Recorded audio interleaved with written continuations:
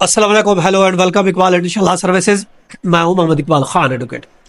आज का जो हमारा लीगल लेक्चर है वो है जुडिशियल सेपरेशन वर्सेस डिवोर्स। एक तरफ डिवोर्स को रखते हैं, एक तरफ जुडिशियल सेपरेशन को रखते हैं। इसका अगर हम मुआवजा करते हैं, देखिए डिवोर्स और जुडिशियल सेपरेशन दो मुख्तलिफ किस्म की एक चीज़ें हैं।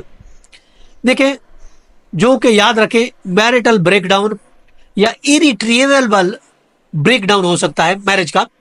अब अगर हम इनको दो मुख्तलिफ चीजें इनको कर देते हैं, जुडिशियल सेपरेशन को पहले हम देख लेते हैं।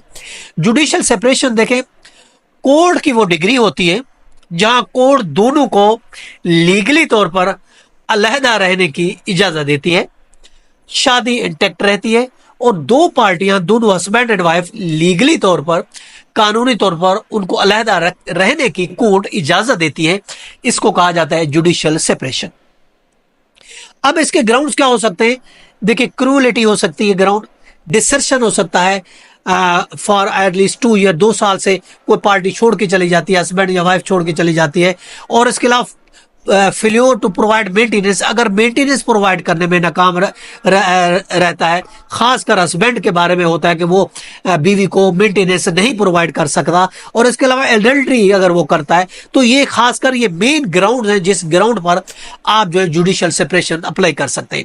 अब उसका तरीकेकार क्या होता है? फाइल पिटिशन करते हैं, आप कोर्ट में करते हैं, उसकी एविडेंस देते हैं और उसके अलावा पूरा प्रोसेस चलता है, फिर कोर्ट का ऑर्डर होता है। अब इसका अगर हम देखते हैं इस पर इफेक्ट क्या पड़ता है, इस पर इफेक्ट देखें, इफेक्ट ये पड़ता है live apart but marriage intact.